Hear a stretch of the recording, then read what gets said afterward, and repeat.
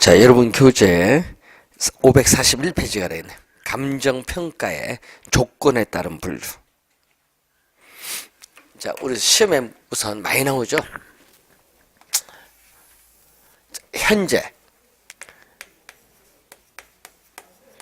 자, 현재 대상 부동산의 상태, 구조, 환경, 불법 점유되어 있느냐, 점유, 제한 물건 부착, 현재 있는 그대로.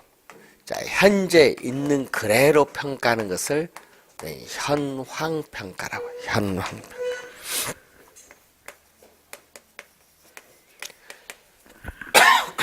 현황평가는 현재 있는 그대로 평가하는데, 자, 여기 가끔 또 시험 지문에 또 우리가 자주 출제가 되는 용어죠. 현황평가. 자, 그래서 이 현황평가를 보면은 우리나라 이 감정평가에 관한 규칙이 있습니다. 자, 우리나라 이 감정평가에 관한 규칙, 우리가 6조가 있거든요. 그래서 여러분이 이 감정평가에 관한 규칙을 앞으로 우린 줄여서 감칙이라고 할게요. 감정평가에 관한 규칙을 줄여서 감칙. 그래서 제6조 보면요. 6조가 뭐가 나오냐 하면 현황 기준 원칙이에요.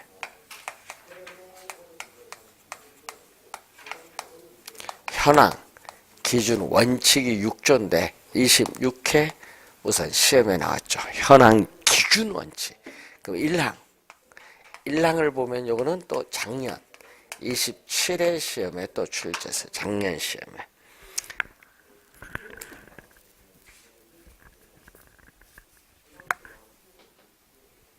자, 그러면 현황 기준 원칙 1항 보면요. 이렇게 나오거든요. 감정평가는 기준 시점에서의 대상 물건의 이용 상황 및 공법상 제한을 받는 상태를 기준으로 한다. 이때 이용 상황은 불법적이거나 일시적 이용은 제외합니다. 자, 그래서 그 지문을 27회 시험에 또 출제했어요.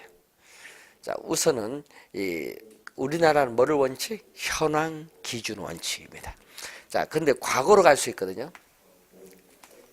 과거로 가는 것은 민형사 사건에 있어서 재판상의 분쟁이 나타나요. 그럼 재판상의 분쟁인데 이미 사건이 발생했으니까 분쟁이 발생한 건데, 그래서 과거에 재판상의 분쟁이 발생했을 때 과거의 일정 시점을 기준으로 해서 행하는 평가를 무슨 평가? 소급평가라고 해요. 소급평가. 소급평가라고 하고, 자, 이 미래로 오죠. 자, 여러분, 요거는 과거로 가는 거고. 자, 여러분, 2개월 뒤에 아파트 입주한다. 확실하죠? 그래서 가까운 미래에 도래가 확실하다. 가까운 미래에 도래가 확실하다. 그 이 미래의 일정 시점을 기준으로 해서 평가하는 것은 기한부 평가. 이건 기한부 평가. 근데 미래는 미래인데 불확실하다. 자, 미래에 불확실한 상황이 성취될 것을 전제로 부동산 가치가 증가하느냐 감소하냐 증감가 요인을 고려해서 행하는 평가를 조건부 평가. 자, 여러분이 여기서 주의해야 될 거는 조건부 평가인데, 이때 조건은 실현이 가능해야 돼. 여러분, 바다를 메워서 평가한다. 실현 불가능해요. 평가 못해요. 근데 이 조건은 그래서 실현 가능해야 돼. 실현 가능하고 또 우리는 합법성을 띄고 있어야 됩니다. 자, 예를 들어서 토지상에 건물이 있어요. 자, 이 토지상에 건물인데 이 건물이 60년이 경과됐어요. 60년이 경과됐으니까 노후화가 많이 됐어요. 근데 철거를 해야 된다. 언제 철거를 해야 될지 잘 모르겠어요. 그럼 불확실한 상황인데 이걸 성취될 것을 전제로 한다는 것은 건물이 있지만은 건물이 없다고 보는 거죠. 뭐죠? 건물에 뭐를 전제로? 확실한 상황을 성취될 것을 전제로 한다니까. 건물의 뭐를? 철거를 뭘로? 전제. 건물의 철거를 전제로 한다는 것은 평가 대상 토지상에 건물이 있다 하더라도 건물이 없는 토지를 무슨 상태? 나지 상태로 평가해요. 나지 상태로 평가하는 것을 뭐라고 한다? 조건부 평가. 조건부 평가. 그래서 이 조건부 평가는 또 우리 개발 제한구역, 그린벨트죠. 개발 제한구역도 뭐를 전제? 해제를 전제로 평가한다. 해제를 전제로 한 평가. 이것도 무슨 평가? 기한부, 조건부 평가. 그래서 불확실한 상황이 성취될 것을 전제로 하는 것은 조건부 평가입니다. 자, 541페이지 밑에 제6조 2항 보세요. 감정평가업자는 제1항에도 불구하고 다음 각 코의 어느 하나에 해당하는 경우에는 기준 시점의 가치 형성 요인 등을 실제와 다르게 가정하거나 특수한 경우로 한정하는 조건, 이 감정평가 조건이라고 하는데 이걸 붙여서 감정평가할 수 있다. 자, 세 가지 있거든요. 법령에 다른 규정이 있는 경우, 감정평가 의뢰인이 요청하는 경우, 감정평가의 목적이나 대상 물건의 특성에 비추어 사회의 통념상 필요하다고 인정되는 경우, 세 가지가 있습니다. 자, 그걸 보시면 되겠고, 542페이지에 참모평가는 고용기관 또는 고용주를 위한 평가다. 자, 여러분 국민은행에 담보대출 받고 싶다. 그럼 국민은행 소속 감정평가사가 평가하는 거 있죠. 이게 바로 뭐다? 무슨 평가? 참모평가. 그 다음에 수시적 평가는 평가를 전업적으로 행하는 사람은 아니지만은 뭐 공업단지 조성이다. 이렇게 대규모 개발 사업에 있어서 우리가 고도의 특별한 우리가 지식이 필요한 경우에 전문가들이 일시적으로 모여서 행하는 평가를 수시적 평가라고 해요. 수시적 평가. 자, 독립평가인데, 자, 일본에서는 복합부동산인 경우에 적용합니다. 자, 토지와 건물이 결합된, 자, 토지와 건물이 결합된 복합 부동산의 경우, 자, 토지와 건물이 결합된 우리가 복합 부동산의 경우에 적용을 합니다. 자, 이때 복합 부동산의 경우에 적용하는데 두 가지가 있어요. 독립평가가 있고, 그리고 부분평가가 있어요. 자, 우선은 복합 부동산이니까 이렇게 토지에 뭐가 있다? 건물이 있겠지. 자, 이렇게 토지에 건물이 있습니다. 이렇게 평가 대상 토지상에 우리가 건물이 있는 경우에는 어떻게 건물이 없다고 보는 거죠. 건물에 철거를 전제로 해서 건물이 없다고 보고 토지를 건물이 없는 상태에 뭘로? 나지 상태를 상정하여 평가하는 것을 독립평가죠. 그러니까 건물이 없는 상태, 철거를 전제로 했기 때문에 뭐에 속한다? 독립평가는 아까 여기서 설명한 뭐에 속해요? 조건부 평가에 속해요. 또 토지는 건물이 없기 때문에 건부 감가를 고려하지 않는다. 건부 감가를 고려하지 않기 때문에 토지는 최유효 이용의 상태를 전제로 한 가격을 구합니다. 자, 부분평가는 이 평가 대상 토지상의 건물이 있는 경우에 건물이 현재 이용되고 있는 상태 그대로 평가한다. 그러면 건물이 이용되고 있는 상태니까 무슨 상태로? 건부지 상태로 평가하기 때문에 토지상의 건물로 인해서 토지 사용 수익을 제한을 받아요. 그래서 건부 감가를 고려합니다. 자, 그렇기 때문에 건물이 현재 이용되고 있는 상태 그대로 평가이기 때문에 이 부분 평가는 뭐에 속한다? 현황 평가에 속한다. 이렇게 보시면 되겠죠. 자, 일본의 경우고. 자, 또 우리나라 감정평가에 관한 규칙. 자, 우리나라 감정평가에 관한 규칙 제7조가 있어요. 자, 제7조는 또 우리나라 감정평가에 관한 규칙 제7조는 개별 물건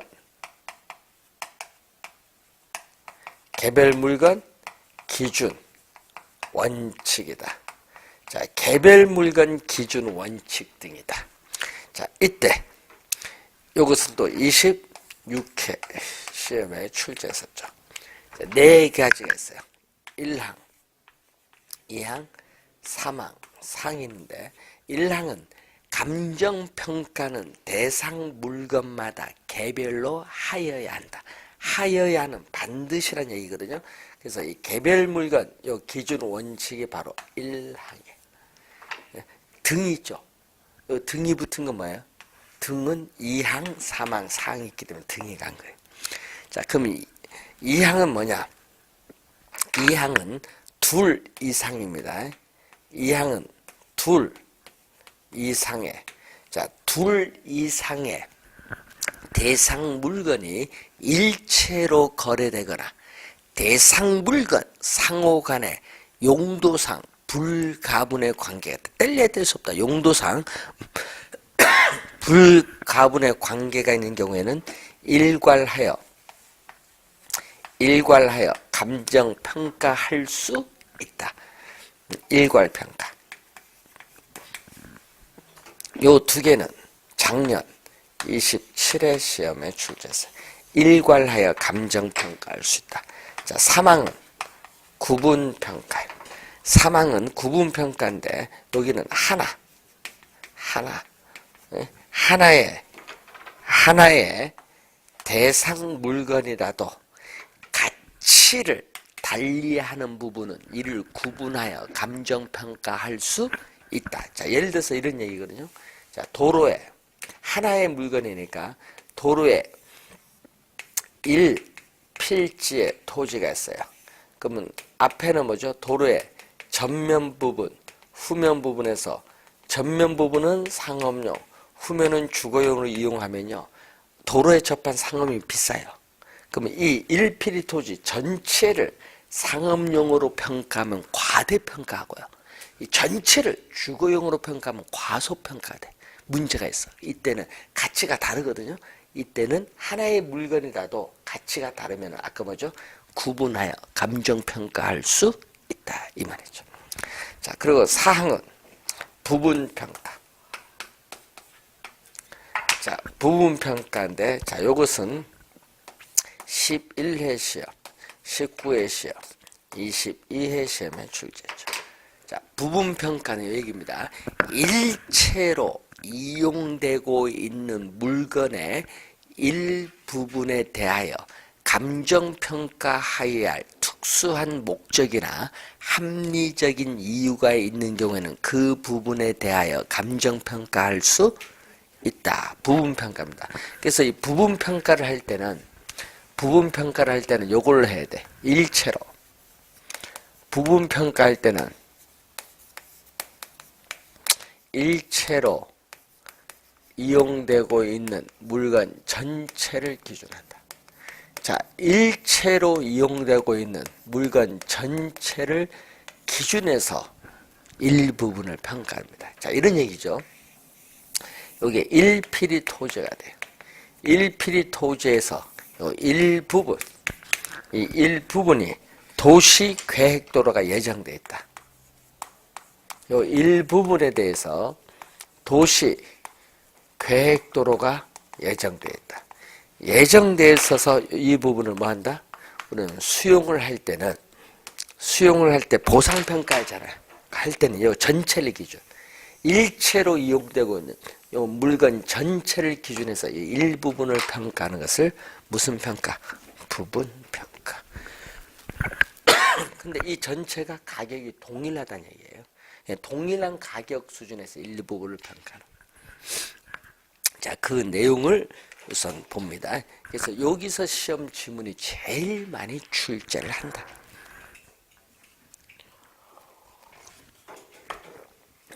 자, 한번 보시고 여러분 교재 548페이지로 오시면은 부동산 가치의 개념이 나오죠. 자, 부동산 가치는 부동산 소유에서 비롯되는 장래 이익을 현재 가치로 환원한 값을 부동산 가치라고 합니다. 자, 그러면 이 부동산 가치인데 이 부동산은 뭐를 가지고 있어요? 부동산은 자, 우리는 토지는 영속성을 가지고 있지만 건물은 뭐를 가지고 있다? 내구성이죠. 부동산의 유용성이 오랜 기간 지속되기 때문에 부동산 학자들은 뭐를 중시한다? 가치 개념을 중시한다. 그래서 이 내구성으로 인해서 이 부동산 우리가 학자들의 견해가 있거든요.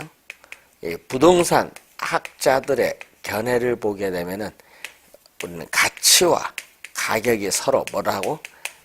다르다고 보는 견해다. 가치와 가격이 서로 다르다고 보는데 뭐를 중시하긴다? 우리는 뭐를 중시? 가치 개념을 중시한다. 내구성으로 인해서. 자, 그래서 이 가치를 우리는 화폐를 매개체율에서 나타난 게 뭐다? 가격. 자, 그러면 이 가치는 사람마다 다르거든요. 그래서 주관적이면서 추상적인 개념인데 이걸 화폐로 나타내서 1제곱미터당 얼마. 1제곱미터당 얼마니까 객관적. 누구에게 똑같죠? 객관적이면서 구체적으로 나타난 값이다. 가격은. 그래서 가격의 기초에는 가치가 있는 거예요. 자, 그래서 부동산 가치가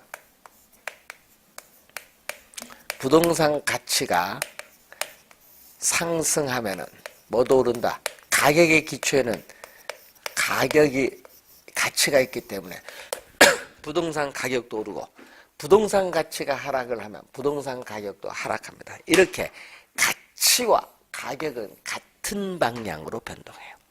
자, 그런데 인플레이션이 발생했다. 자, 인플레이션이 발생을 해서 화폐의 가치가 뭐한다? 하락을 하지만은 실물 자산인 부동산 가격은 뭐한다? 오르죠. 그러면 화폐의 가치와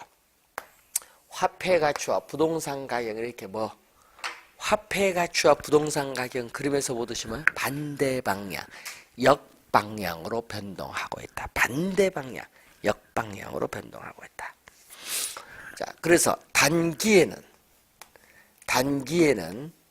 가격이 가치로부터 괴리 벗어나요. 왜냐하면은 초과 공급이 있을 수 있거든요. 자, 여러분이 우리 수요 공급에서 배웠죠. 초과 공급은 뭐죠? 공급량이 수요량보다 많은 초과 공급 상태일 때는 가격이 공급자 간의 경쟁에서 가치 이하로 하락을 합니다. 자, 그런데 초과 수요가 발생한다는 것은 수요량이 공급량보다 많아요. 이때는 수요자 간의 경쟁에 의해서 우리는 가격이 가치 이상으로 상승을 해요.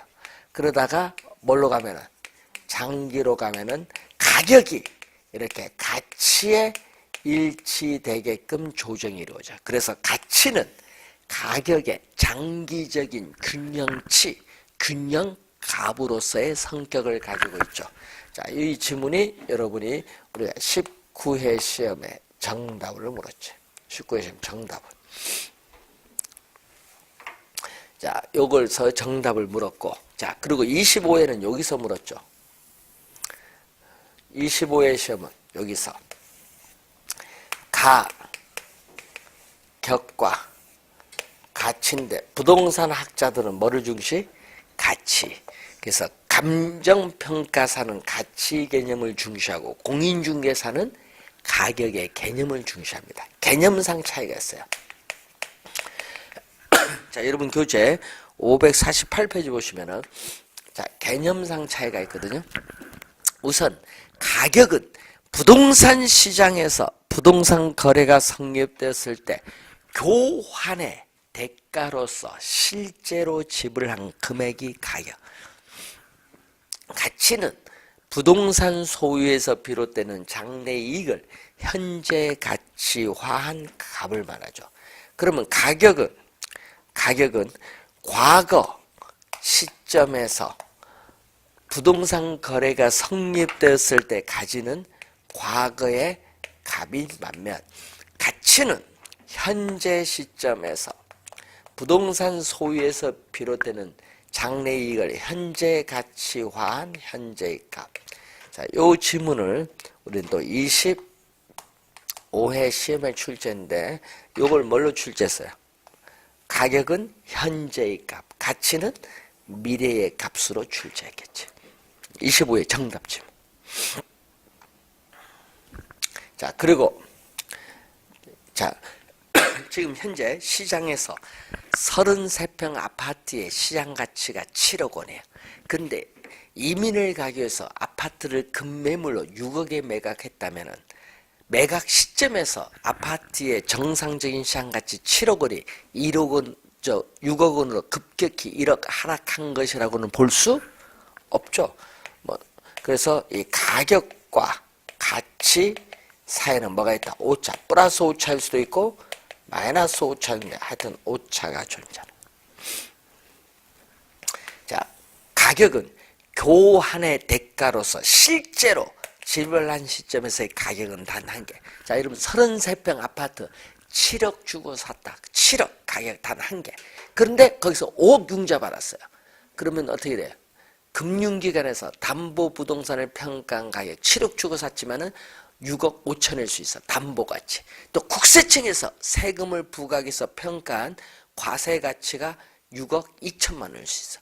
또 보험회사에서 보험금 산정으로서 평가한 가치가 5억 5천만 원일 수 있어. 보험가치. 그래서 가치는 보는 사람의 견해에 따라 7억 주고 샀지만 담보가치, 과세가치, 보상가치, 보험가치 등 여러 개 존재하죠.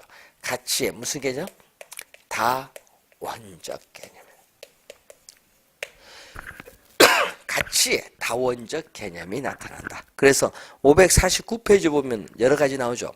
보험 가치는 보험회사에서 보험금 산정과 보상에 대한 기준으로 사용되는 가치고, 과세 가치는 중앙정부나 지방정부에서 소득세, 재산세를 부과하는데 사용되는 기준이 되는 가치가 돼요. 사용가치는 대상 부동산이 특정한 어떤 용도로 이용될 때 가질 수 있는 가치를 무슨 가치? 사용가치. 근데 시험 문제 요걸 많이 내거든요.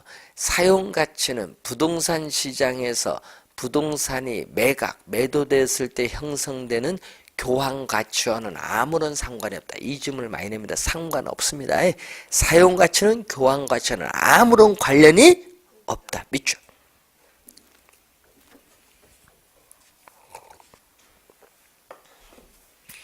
자, 공익가치. 어떤 부동산의 최선의 이용, 최유효용이 사적인 목적의 경제적 이용에 있는 것이 아니라 보존이나 보증과 같은 공적, 공공 목적의 비경제적 이용에 있을 때 어떻게 돼? 대상 부동산이 가지는 가치를 공익가치라고 해. 공익가치. 자, 투자 가치가 나오죠. 550페이지 보시면은. 자, 투자론에서 배웠죠. 투자 대상 부동산이 투자자에게 부여하는 주관적 가치는 주관적 미추. 이게 투자 가치라면은 시장 가치는 뭐죠? 투자 대상 부동산이 시장에서 거래가 성립됐을 때 가지는 객관적 가치는 무슨 가치? 시장 가치. 투자 가치는 주관적 가치, 시장 가치는 객관적 가치. 그리고 장부 가치가 있죠. 자, 대상 부동산에 우리는 취득 가격에서 법적으로 허용되는 방법에 의한 감가상각분을 제외한 나머지 장부상에 남아있는 잔존 가치를 우리는 장부 가치라고 합니다.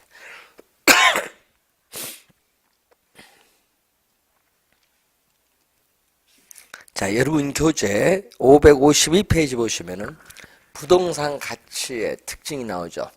자, 토지의 특성으로 인해서 우리는 일반 상품과는 다른 부동산 우리가 가격 또는 가치의 특징이 나타나요. 부동산 가격의 특징 또는 부동산 가치의 특징이 나타납니다. 토지의 특성이 뭐가 있죠? 우선 대표적으로 영속성이 있죠. 자, 영속성에 의해서 우리는 부동산 시장에서 거래가 성립됐을 때 교환의 대가로서 실제로 지불한 금액을 뭐라고 하죠? 우리는 좁은 의미, 협의에 우리는 부동산 가격 또는 가치라고 해요. 자, 근데 이 영속적 기간이 분할할 수 있어. 기간, 영속적 기간을 분할할 수 있죠. 뭐 1년, 기간, 분할의 가능성에서 사용, 수익의 대가로서 임대료를 지불합니다. 이때 가격은 원본으로서, 예? 원본으로서의 가격이라면 이 원본에 대한 임대료는 과실에 관계가 있어요. 그래서 가격과 임대료 사이에는 원본과 과실의 관계가 있고 이 협의 가격과 임대료를 더해서 넓은 의미 광유의 부동산 가격이라고 해요. 넓은 의미의 부동산 가격이다. 자, 또 부동성, 이 권리의 분할 가능성에 따라서 부동산 가격은 소유권, 기타 권리나 이익의 가격이다. 자, 하나의 동일 부동산 위에는 소유권뿐만 아니라 여러 권리나 이익이 존재할 수 있는데 각각의 권리나 이익마다 경제적 가치가 있는 한 개별적으로 가격이 형성될 수 있다는 거죠.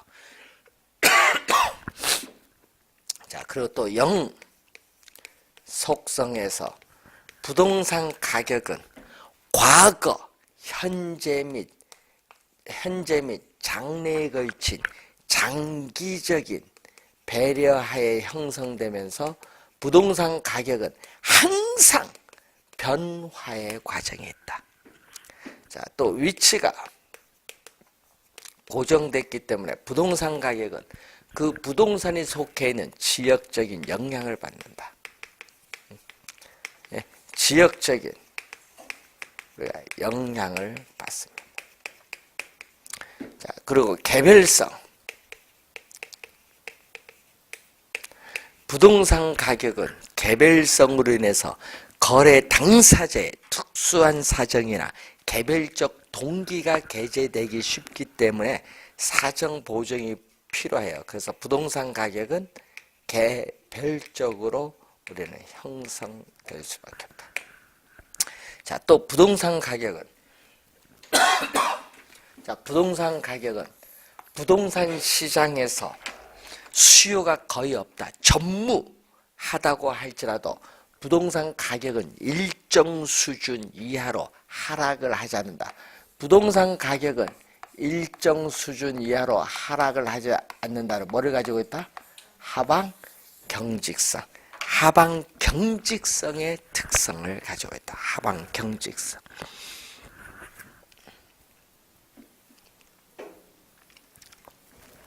자, 부동산 가격의 기능을 보면은, 자, 여러분, 시장에서 수요와 공급에서 가격이 결정되면은 그 가격이 소비자와 생산자의 행동을 결정하는 지표로서의 역할을 또 해요. 예? 자, 그리고 두 번째로서는 또 가격이 결정되면은 부증성에서 토지는 한정되었기 때문에 수요자에게 그 가격에 따라 자원이 배분되는 기능을 가져요. 자, 그리고 가격은 시장에서의 기회비용을 모두 올바르게 반영한 가격이 아니에요. 예? 뭐가 감정평가 사회에서 평가한 가격이야말로 시장에서의 기회비용을 모두 올바르게 반영한 무슨 가격? 잠재 가격.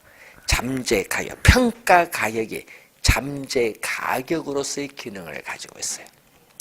잠재 가격이라는 용어 알아두시면 되겠고, 자, 그리고 시장에서 부동산을 사고자 하는 수요와 공급이 만나요. 그럼 수요와 공급이 만나면 뭐가 결정돼? 가격이 결정되는데 이 가격이 다시 뭐와? 수요와 공급에 또 영향을 미치죠. 그러니까 수요 공급과 가격은 서로 영향을 주고받는 이 관계를 우리는 가격의 이중성 또는 가치의 이중성인데, 이 가격의 이중성은 부동산뿐만 아니라 시장에 존재하는 모든 상품은 다 뭐를 가지고 있다? 가격의 이중성을 가지고 있어요. 자, 우리나라 감정평가에 관한 규칙 제5조가 있어요. 자, 이 제5조를 보면은 뭐가 나오냐? 시장가치 기준 원칙. 자, 5조 시장가치 기준 원칙. 자, 이건 또 26회 시험에 출제했죠. 그럼 5조 1항을 보면은 이렇게 나오죠. 대상 물건의 감정평가액은, 대상 물건의 감정평가액은 뭐를 기준? 시장 가치를 기준으로 결정하는 겁니다. 문제는 여기서 시장 가치인데, 시장 가치를 기준으로 하는데 시험에는 뭘로 출제하냐면 적정가격, 부동산 가격 공시에 관한 법률은 적정가격이거든요. 적정가격이 아닙니다. 감정평가에 관한 규칙은 시장가치를 기준으로 합니다. 자, 2항 볼까요? 제 1항에도 불구하고 다음 각 코에 어느 하나에 해당하는 경우에는 시장 가치 외의 가치를 기준으로 결정할 수 있다. 뭐가 있어요? 우리는 아까 했지만 법령에 다른 규정이 있는 경우, 감정평가 의뢰인이 요청하는 경우, 감정평가의 목적이나 대상 물건의 특성에 비추어 사회 통념상 필요하다고 인정되는 경우, 이 세 가지 경우에는 시장 가치 외의 가치를 기준으로 결정할 수 있다. 그 얘기죠. 자, 여러분 요 1항 좀 주의해야 됩니다. 잘 나오고, 또 여러분 감정평가에 관한 규칙 제2조 제1호에 보면은 시장가치 개념이 나와요. 요건 작년에 출제했어. 27회 시험에 시장가치 개념이 나와요. 뭐죠? 거기 보니까 평가, 대상, 토지 등을 대상 물건이라고 해. 그래서 대상 물건이 통상적 시장에서 충분한 기간 거래를 위하여 공개된 후 그 대상 물건 내용에 정통한 당사자 사이에 신중하고 자발적인 거래가 있을 경우에, 자, 밑줄 그어야겠죠? 성립될 가능성이 가장 높은 대상 물건의 가액을 시장 가치라고 한다. 553페이지 중간에 나오죠? 그 개념이 여러분 27회 시험에 출제를 했습니다. 자, 밑줄은 아까 뭐 성립될 가능성이 가장 높다고 인정되는 대상 물건의 가액 밑줄.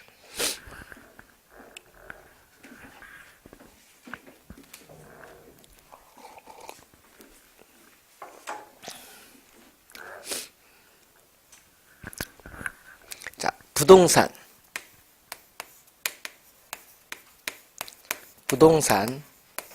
가치의,